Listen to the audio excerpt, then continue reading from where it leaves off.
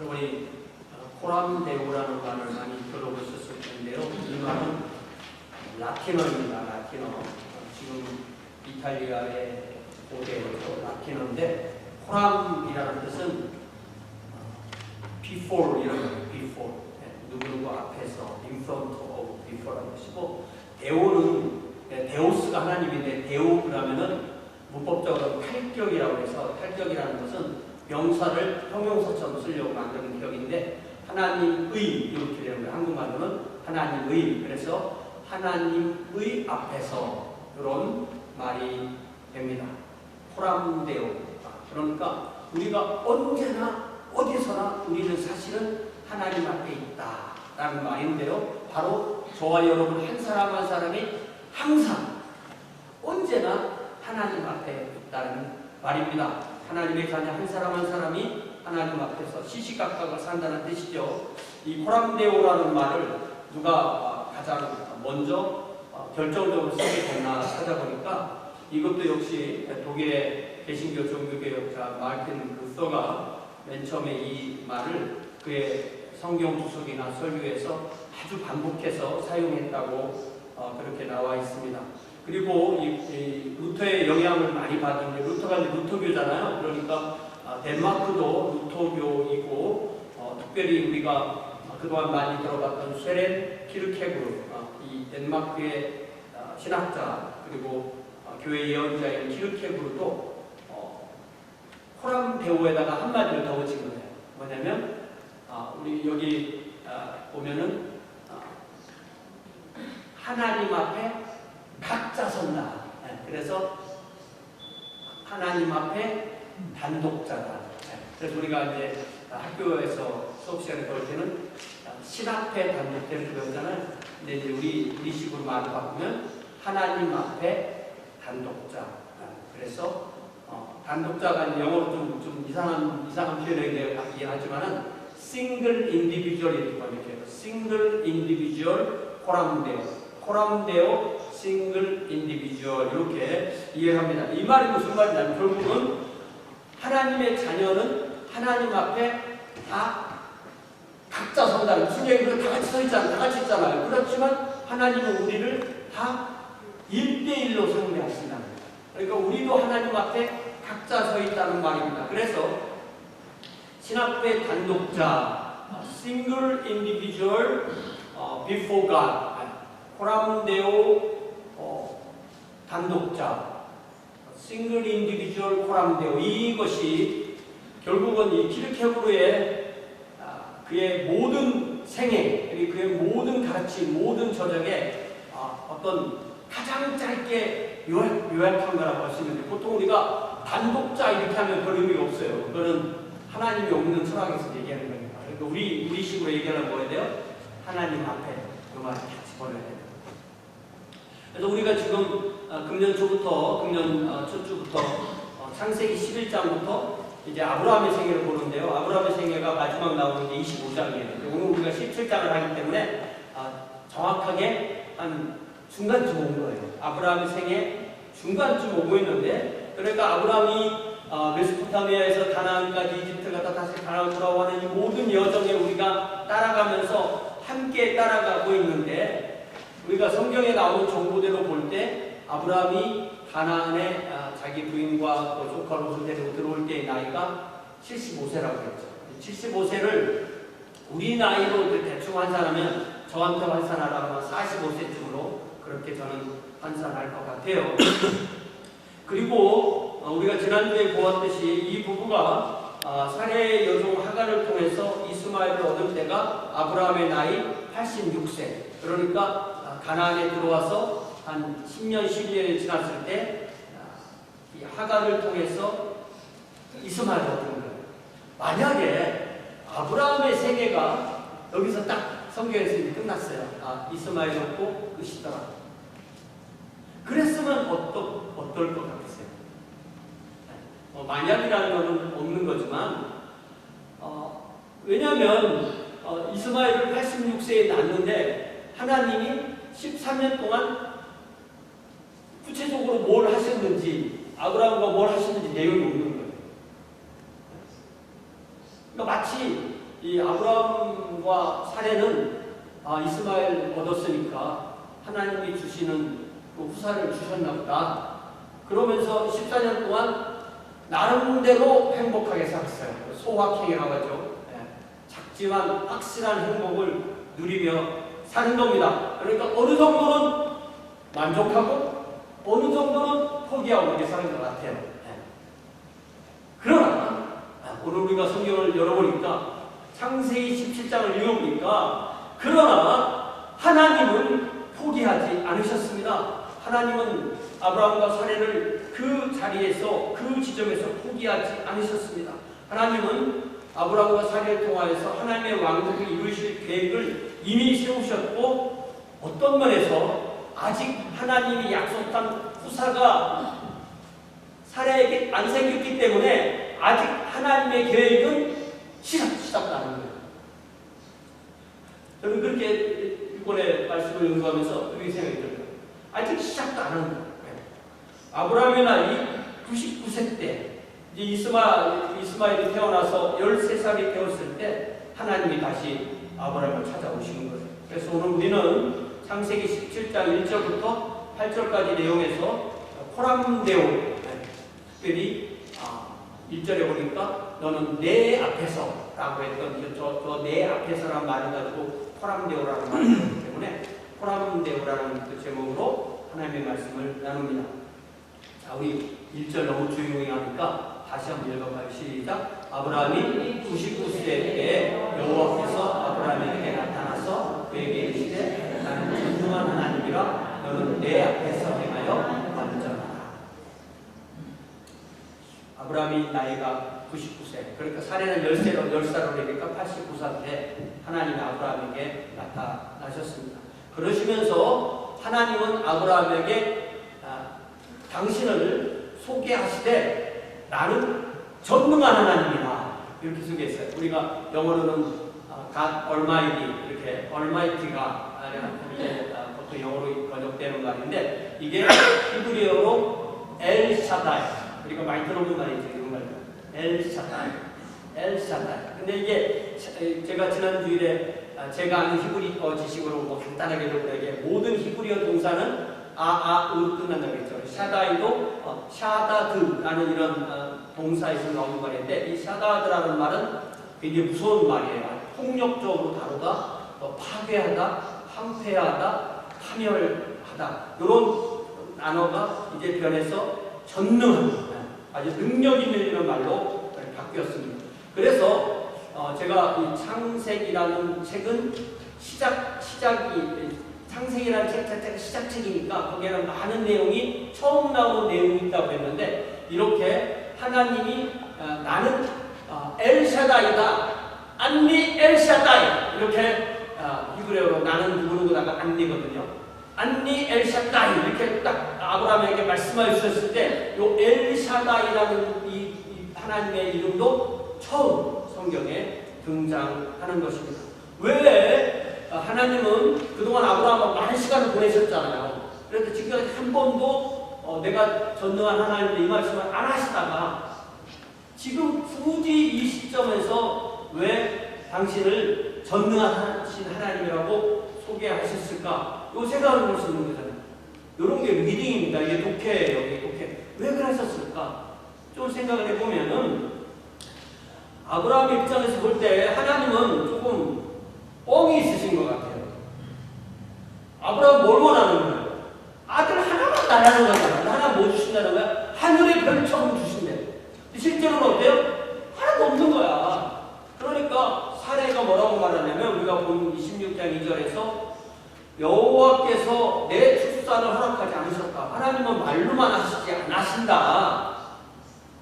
그러니까 아브라함 부부의 입장에서 볼 때는 마치 하나님은 능력이 없으시거나 약속을 지키시지 않는 분입니다. 우리가 오늘 헬세드 찬양 때 첫 번째 부른 찬양처럼 하나님은 능하지 못한 일이 없으신데 말로는 하시는데 실제로는 변함이 없다는 거예요.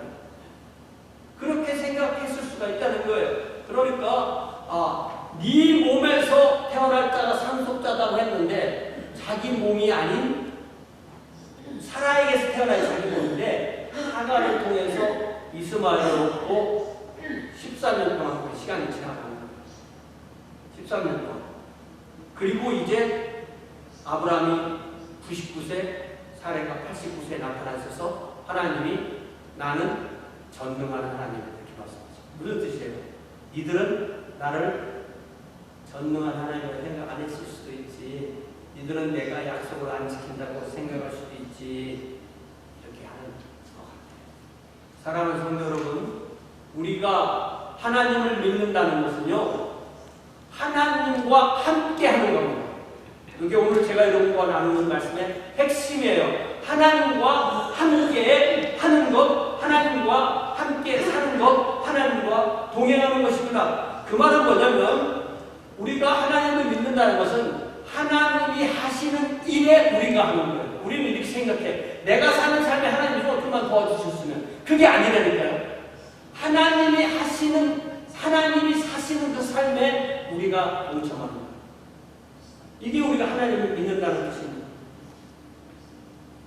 그러니까 아브라함의 생각에는 아들 하나 달라는데 아들 하나 달라는 거예요. 그런데 하나님은 그것을 늦추셨지만 이제 이루시려고 하시는 거예요. 그러면서 그 기도를 무시하지 않으시고 그 기도를 들으시되 그거를 받아주시면서 하나님은 하늘의 별처럼 땅의 먼지처럼 땅의 띠끌처럼 바다의 해변의 모래처럼 많은 하나님의 왕국을 이루겠다고 하나님의 일을 하시는 것입니다. 그러면 아브라함은 그렇다고 쳐요. 저와 여러분은 어떻습니까?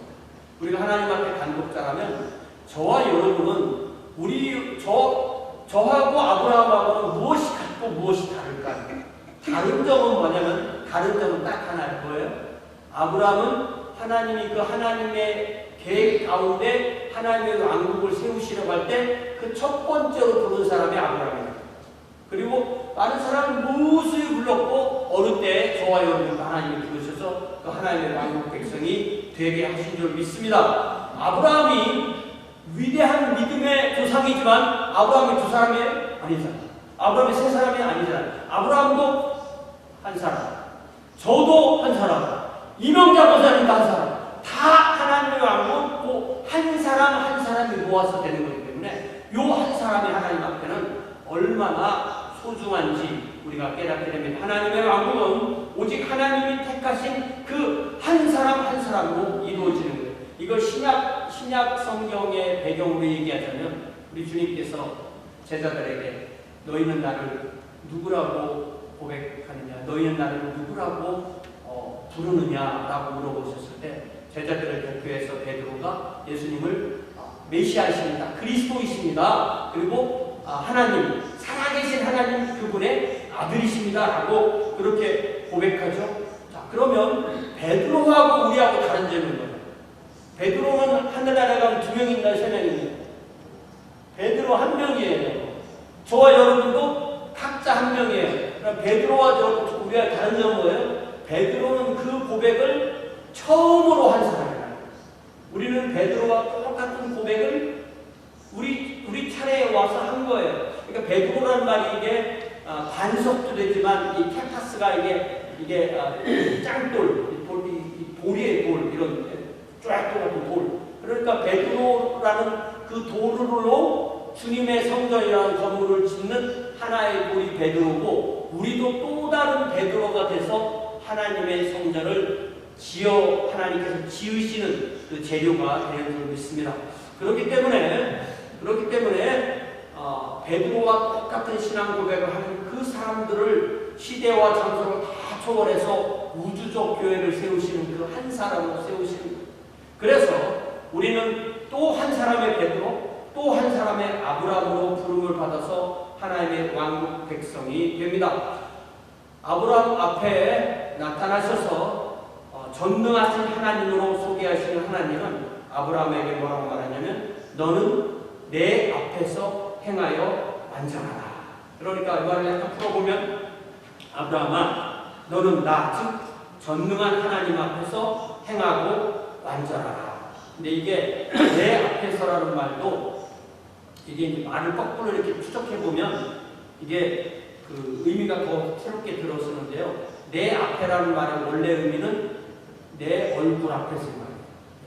이 얼굴이 히브리어로 판님이라고 하는데 얼굴, 그러니까 하나님의 면전에서 비포라는 이 히브리어는 항상 그 안에 얼굴이라는 말이 들어갑니다.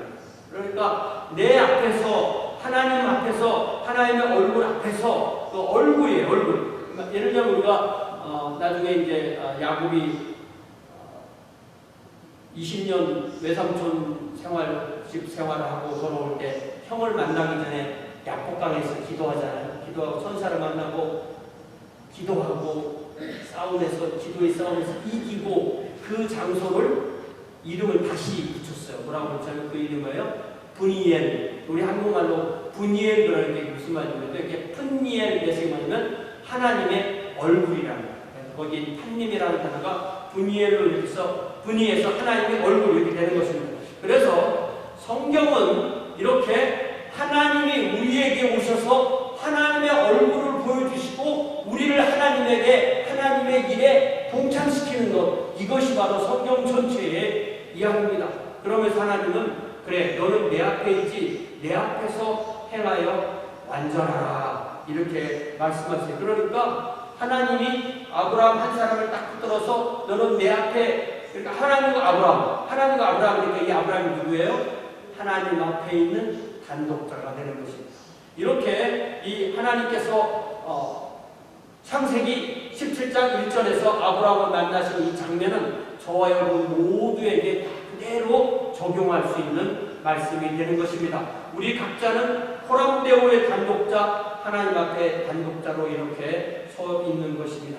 그러면서 행하다, 내 앞에서 행하다. 이 행이라는 단어를 영어도 와크, 이게 왁이라는 단어가 저는 영어가 잘 안 되니까 WORK하고 헷갈리거든요. 워크 헷갈리는데 이게 그래서 저는 왁이라고 말합니다. 와크라고 말합니다. 월크하고 헷갈리니까. 근데 요 행이 한자도 역시 또 갈행이라잖아요. 갈행. 그러니까 이게 우리가 행한다 할 때 그 행자 한자예요. 갈행이라고. 그러니까 이제 우리가 행동, 행위, 그래서 이 걸어가는 것 자체를 우리의 삶의 대표적인 동사로 딱 쓰는 거예요. 그러니까 이제 히브리어로 할라크라고 하는데 이 할라크가 바로 우리의 삶에서 하나님 앞에 서서 바르게 걸어라 이 말이에요. 바르게 하나님의 이 카운터파트로 바르게 살아나라고 말씀하십니다. 예를 들어서 우리가 창세기 5장 25절에 에녹 이야기가 나오는데 에녹이 하나님과 동행하더니 하나님이 그를 데려가심으로 세상에 그가 더 이상 있지 아니했다. 이런 말씀이 기억하잖아요. 그래서 근데 우리 목사님이 이 부분을 설교하실 때 뭐라고 말씀하시냐면은 하나님이 오셔서 에녹하고 아주 이렇게 데이트를 하셨다는 거예요. 이렇게 걸으면서 이렇게 걷고 그러다가 몇백 년을 이렇게 사는 거잖아요. 그러다 어느 날 아이고 나 너한테 오기 힘드니까 네가 너 있는 데로 와. 그래서 데리고 가셨다. 그런 뜻이에요. 제가 저 사람 만나가지고 한 2년 동안을 힘들다. 매일 밤 데려다 준다는 게 돈 들지, 돈 별로 없어지고 시간 들지, 힘들지, 데려다 주면 또 가야 되잖아요. 한 2년 하다 보니까 어떻게 돼요? 이게 비경제적이에요. 그래서 결혼하자. 결혼하면 우리 이런 말 안 해도 되잖아. 함께 살자. 그렇게 해서 이 남자 여자가 결혼하게 되는 겁니다. 그렇게 됐을 때 부부가 한 몸이 돼서 일생을 같이 가는 거죠. 그러니까 이 하나님도 아브라함을 하나님의 계획에 이렇게 딱 부르셔서 같이 가자. 내 앞에서 네가 걸어라. 그럴 때 하나님이 요구하시는 게 뭐냐면 완전하라. 우리는 저런 완전하라는 말 들으면 기가 죽잖아요. 그죠? 아브라함이나 완전하라고 하세요. 이렇게 되죠. 근데 아브라함이 완전했어요? 우리가 보면? 아니잖아요. 이 블레임레스라고 이 번역된 이 타민이라는 거는 하나님께서 무엇을 요구하신 거냐면 지금까지 아브라함과 사례는 하나님과 함께 했지만 하나님을 잘 알았어요? 오해했어요? 오해했잖아요. 하나님은 전능하지 않은 것처럼, 하나님의 약속을 지키시지 않는 것처럼 그렇게 오해했잖아요. 그러니까 그 결과로 하나님을 오해했다는 것, 하나님이 온전하신 하나님이 아니라고 오해한 결과가 바로 이스마엘인 거예요. 아브라함과 사례가 하나님이 그들을 향해서 행하시고자 하는 계획을 온전히 신뢰하고 하나님이 하자고 하는 길로 자기들의 삶을 살아드리는 것, 그 삶을 사는 것, 그게 바로 하나님이 요구하시는 완전한 삶, 블레임리스한 삶. 그러니까 우리가 완전한 삶을 살라니까 하나님처럼 완전하라, 하나님처럼 온전하라. 그러니까 마치 우리가 너도 하나님이 되어라 이런 말로 오해하고 있는데 절대 그렇지 않습니다. 성경은 우리에게 하나님이 되라라고 한 적이 없어요. 그게 거짓 종교잖아요. 그걸 원하는 게 아니고 하나님의 뜻에 우리가 맞게 산다는 걸 의미하는 거죠. 그러니까 우리 각자가 하나님 앞에서 완전하게 산다는 것은 우리 각자를 향하신 하나님의 계획과 뜻에 따라서 우리 삶을 하나님께 드리는 삶, 그것이 바로 하나님 앞에서 완전하게 사는 삶입니다. 완전한 삶이 우리가 하나님이 되라는 말씀은 결코 아니고 하나님의 뜻에 맞게 하나님과 동행하며 살라는 그런 말씀이에요. 그래서 2절에 보니까 이제 2절부터 8절까지는 오늘 본문이 계속 비슷한 내용이 점점 더 확장되고 깊어지고 분명하게 드러나는 그런 식으로 본문이 전달되는데요. 2절에 보니까 내가 내 언약을 나와 너 사이에 두겠다 이렇게 말씀하셨어요. 그런데 우리가 이미 알다시피 15장에서 하나님께서 나타나셔서 내가 너에게 이 땅과 후사를 준다 이렇게 말씀하시니까 아브라함이 지금까지 안 주셨잖아요. 우리 집에서 태어나서 자란 이 다메섹 사람 이 종 엘리에셀을 내가 양자로 입양해서 이 사람을 저의 상속자 후사로 삼을 거예요. 이렇게 하니까 하나님은 아니다라고 말하면서 언약을 다시 세웠잖아요. 언약을 그때 세우고 그 언약의 의식을 했잖아요. 그런데 이 창세기 17장 2절 말씀을 영어로 보면은 우리가 한국어로는 내가 내 언약을 나와 너 사이에 둔다 이렇게 되잖아요. 둔다. put 이렇게 두겠다 이렇게 되어 있는데 이거를 영어 NIV는 I will conform 이렇게 말합니다. 무슨 얘기냐면 15장에서 세운 그 언약을 다시 분명하게 갱신하겠다, 분명하게 확증하겠다라는 의미로 이 말씀을 하신 거예요. 그러니까 15장에서 하나님이 약속하시고 언약을 주셨음에도 아브라함과 사례는 이스마엘이라는 결과물을 만들어냈잖아요. 그래서 하나님은 이스마엘은 아니야. 내가 너에게 원래 해주었던 그 언약, 그거를 내가 다시 분명하게 해줄게. 이렇게 말씀하셨어요. 그러니까 아브라함과 사례가 아브라함의 몸이 아닌 하갈을 통해서 이스마엘을 얻었지만 그것이 하나님의 계획을 이룬 것도 아니고 하나님의 계획을 완전히 망가뜨린 것도 아니라는 것입니다. 하나님은 하나님의 때에 아브라함에게 나타나셔서 이전에 맺은 언약이 하나님과 아브라함 사이에 아직도 분명하게 굳건하게 서 있다는 것을 확증하겠다. 이런 말씀이 2절 말씀입니다. 그래서 아브라함과 그의 후손이 번성하게 된다는 약속이 아직도 확고하게 서 있다는 말씀이에요. 3절에 보니까 아브라함이 아무런 말도 못하고 할 말 있겠어요? 아무런 말도 하지 못하고 하나님의 얼굴 앞에 엎드립니다. 하나님 앞에 엎드렸으니까 이게 하나님의 얼굴 앞에서 엎드린 거죠. 하나님의 얼굴을 뵙지도 못하고 그의 얼굴을 땅에 대었습니다. 이것이 바로 하나님과 동행하는 모습. 우리는 하나님과 나는 자 친구 대신 하나님과 손을 잡고 동사는 본인의 이런 식구도 있지만 그 의미는 뭐냐면 우리가 하나님과 동등하다는 의미가 아니잖아요. 그러니까 우리가 하나님 앞에 부복하고 기도하고 찬양하고 예배하고 하는 그 모습이 바로 하나님과 동행하는 모습이 되는 것입니다. 이제 4절을 보세요. 여기 4절에서도 우리 한국어 성경에는 보라 이렇게 했는데 영어 성경은 엉뚱하게도 as for me 이렇게 번역을 했어요. 그래서 야, NIV 참 너무 심하게 간다. 이런 생각을 해가지고 제가 보는 앱에 이제 영어 성경 30개를 쫙 비교해서 볼 수 있는 게 있거든요. 그때 이제 같은 데를 쫙 비교해 보니까 70%의 영어 성경이 다 as for me 이렇게 번역해요. 그게 뭐냐면은 이런 번역은 직역이 아니라 이 내용의 문맥을 가지고 행단을 번역해서 뭐라고 말하냐면은 자, 내가 너한테 언약을 세웠지. 그러면 내가 어떻게 할 거냐면 나로 말하자면은 내가 내 언약이 너와 함께 있기 때문에 네가 그 결과로 여러 민족의 아버지가 될 거야. 그러니까 내가 확실하게 할 거야. 내가 맺은 언약을 내가 할 거야. 이 일이 내 일이야라는 그런 의미로 그렇게 번역을 한 겁니다. 그러니까 하나님과 아브라함의 언약은 거의 하나님이 일방적으로 그리고 주도적으로 하나님께서 주관하셔서 그리고 아브라함을 거기에 참여시켜서 맺으신 하나님 중심 언약이라는 뜻입니다. 하나님이 아브라함과 언약을 맺으시고 그 언약의 내용을 이루는 것은 아브라함의 생애 가운데 아브라함을 통해 이루어지는 일이기는 하지만 근본적으로 하나님의 일이시라는 거예요. 이거 믿으시기 바랍니다. 이게 제 오늘 설교의 핵심이에요.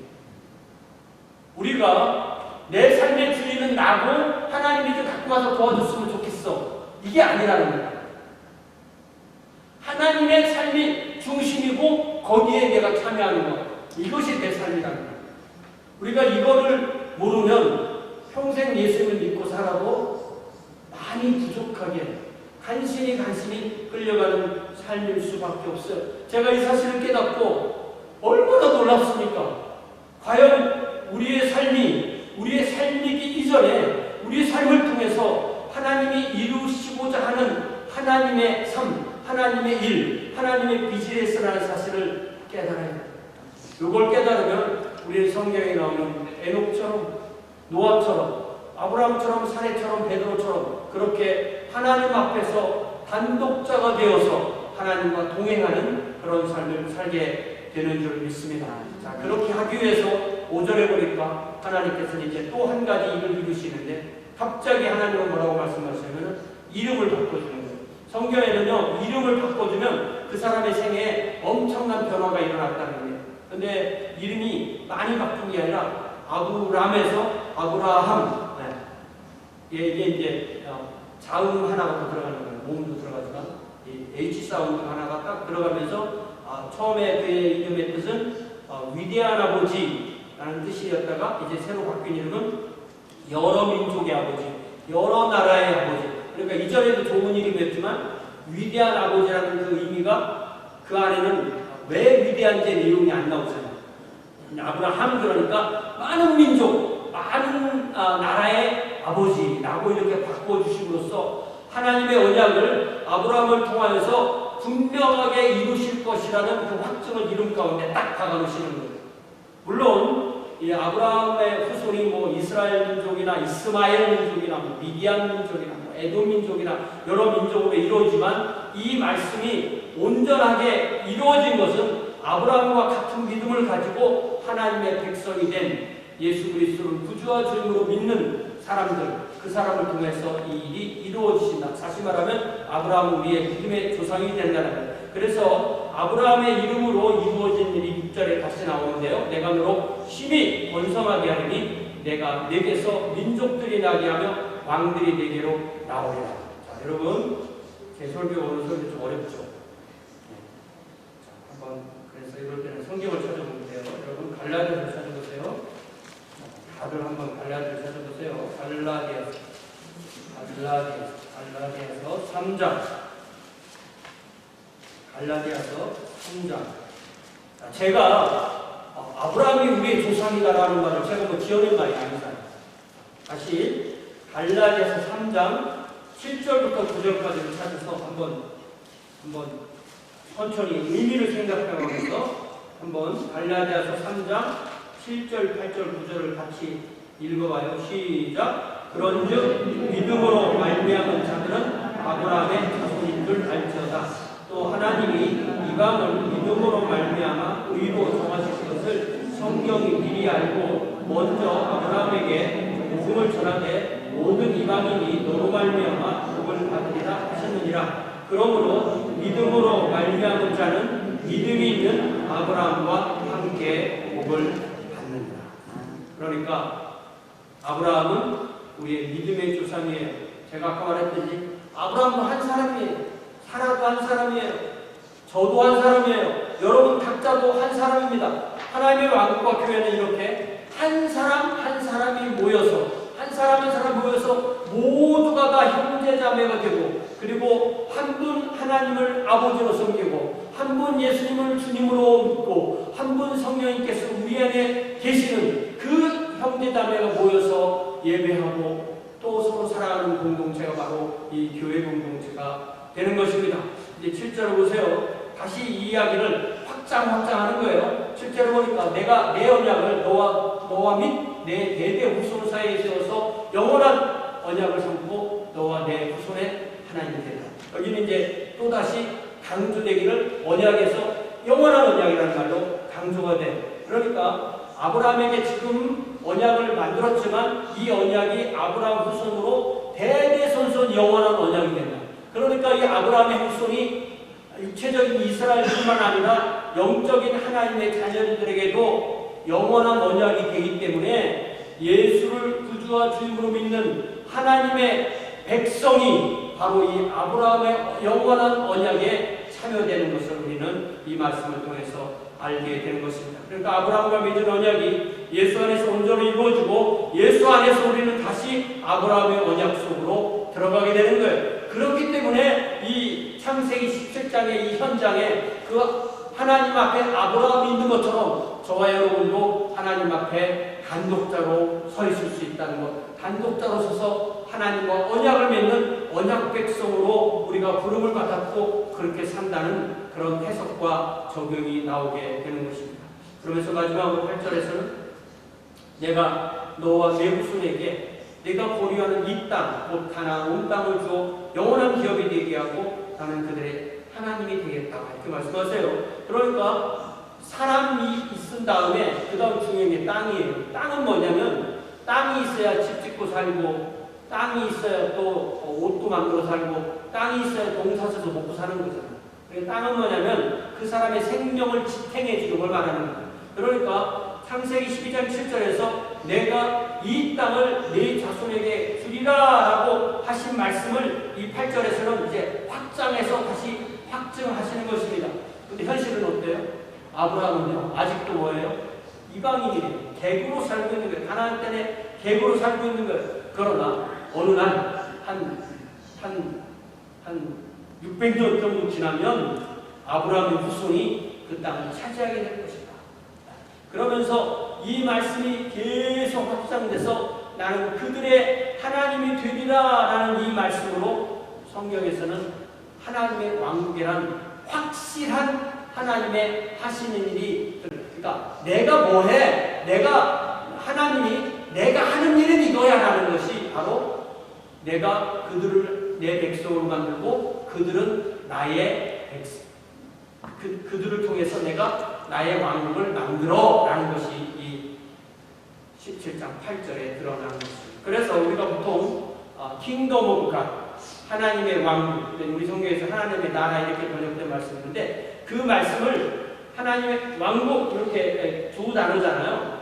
그거를 이렇게 조금 성경적표로 늘어놓으면은 너희는 나의 백성이 되고 나는 너희의 하나님이 되리라 라는 요 내용이 하나님의 왕국으로 틀어지는 것이고, 그걸 약간 풀어놓으면 그 말이 되는, 좀 말이 길은 것 같아도 다시 한번 잘 들어봐요. 너희는 나의 백성이 되고 나는 너희의 하나님이 되리라.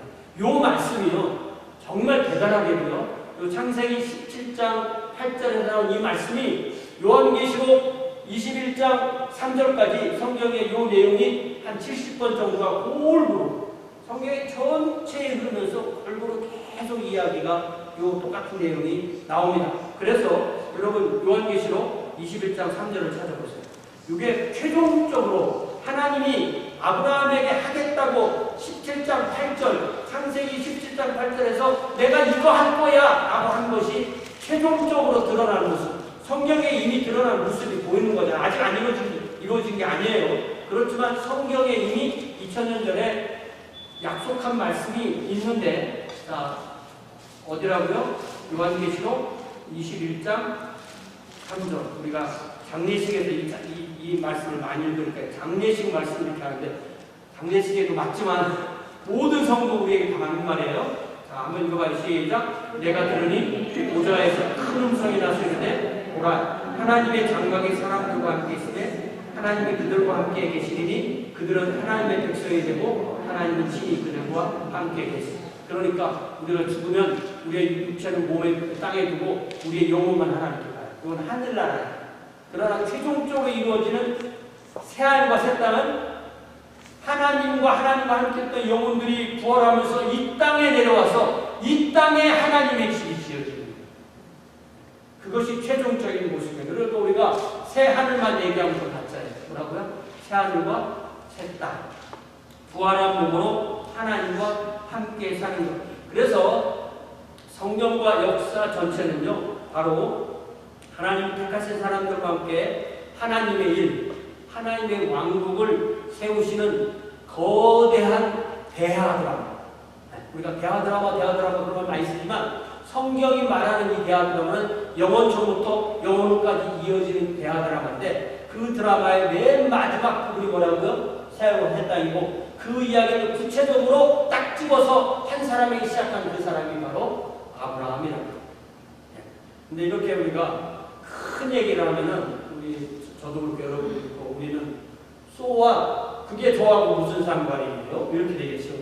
그렇지 않습니다. 그래서 제가 이 고라 자손의 시편 84편을 제가 인용을 했는데, 여러분 시편 84편을 찾아보세요. 제가 얼마나 이 시인을 좋아하는지 여러분 시편 84편을 찾아보세요.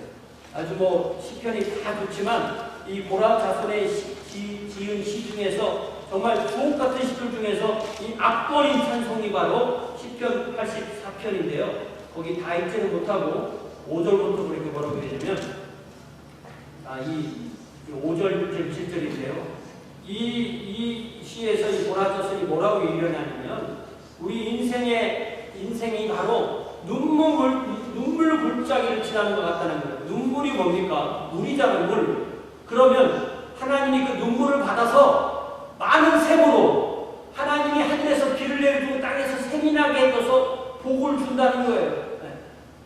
그래서 그 마음에 시온의 대로가 있는 사람은 그 눈물 골짜기가 물이 풍성한 많은 샘이 되는, 그렇게 변하는 놀라운 축복이 있다는 말씀인데, 한번 5절부터 7절까지 한번 천천히 뜻을 생각하며 한번 같이 읽어봐요. 시작. 주께 힘을 얻고 그 마음에 시온의 대로가 있는 자는 복이 있나이다. 그들이 눈물 골짜기로 지나갈 때 그곳에 많은 샘이 있을 것이며 이른 비가 복을 채워주나이다. 그들은 힘을 얻고 더 얻어 나아가 시온에서 하나님 앞에 각기 나타나리이다.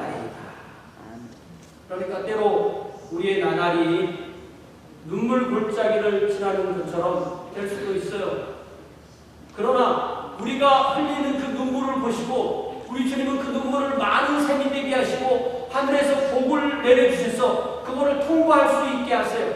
그래서 이미 그 마음에 시온의 대로가 있는 사람은 주님께 힘을 얻고 더 얻어서 주님께 나아가는데, 우리가 주님께 나아갈 때 함께 가요, 혼자 가요?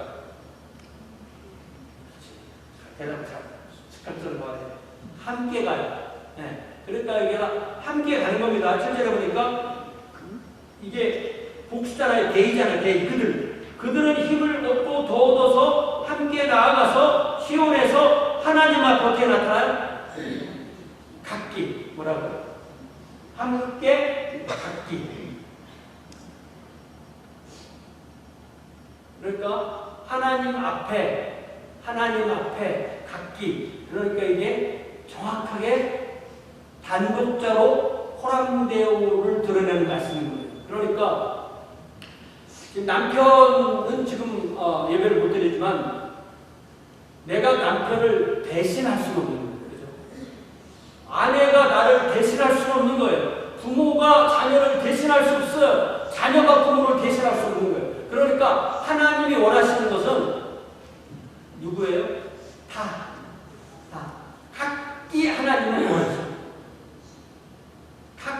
그러니까 우리가 함께 나오지만 하나님은 우리를 각자로 대하십니다.